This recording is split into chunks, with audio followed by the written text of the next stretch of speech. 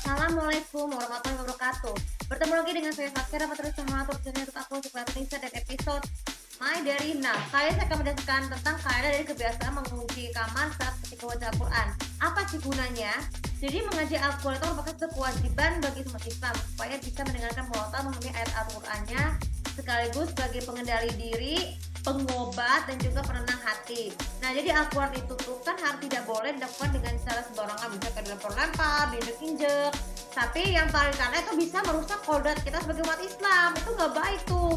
Kalau misalnya tidak suka Al-Quran, bisa bukan karena tidak suka karena ini sih, tidak sukanya karena misalnya karena sakit itu nggak masalah. Tapi Al-Quran sebagai pengobatan kalau mendengarkan muatan lebih bagus. Nah, jadi membaca Al-Quran dengan itu ada bedanya. Pertama, kalau kita mengandalkan untuk baca kita dari orang disuruh, tapi kebutuhan waktu ya. Ketika waktu itu mengerti bahwa kita sedang mengaji. Terus kemudian dari distraksi.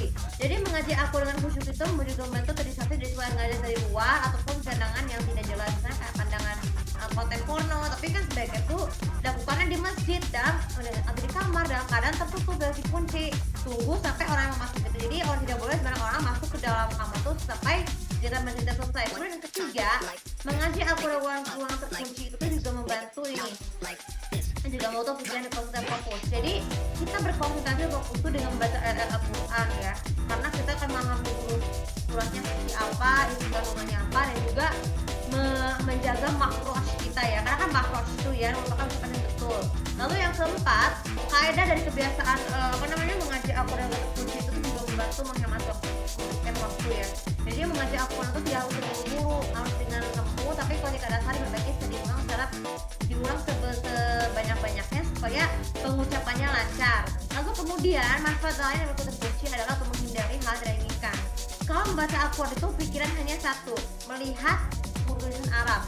Jadi tidak boleh terjadi berpikiran hal-hal yang tidak dengan cara pikiran kosong dulu, karena kalau bisa mengaji Al-Quran itu juga dengan pikiran kosong ya, pikiran kosong dari hal-hal yang tidak diinginkan ataupun kita terobsesi kayak misalnya kayak kebiasaan buru-buru nonton TV, kebiasaan terburu-buru mau apa, yang bergaul teman dan sebagainya seperti itu. Dan yang terakhir, kebiasaan dari yang mengaji Al-Quran terkunci itu adalah menjaga privasi.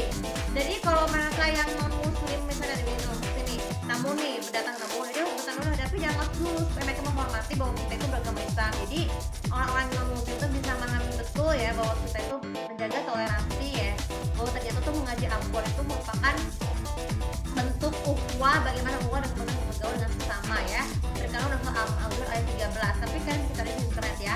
Oke, terus kalian juga bermanfaat. Jadi kesimpulan dari vlog kali ini supaya kalian tuh bisa selalu terus mengaji Al-Quran terkunci. Dan kalau misalkan nggak tahu tutorial untuk misalkan harus tipis terlebih dahulu baru wudhu ya, karena kalau berwudhu itu tuh harus berwudhu bukan hanya untuk sholat tapi juga untuk membantu kesadaran suci sama baca Al-Quran. Dan semoga video kali ini bermanfaat dan yang pasti kita follow media aku kemudian untuk kita dapat tahu bagaimana apa kebiasaan membaca Al-Quran dalam ruangan yang terkunci. Terima kasih warahmatullahi wabarakatuh.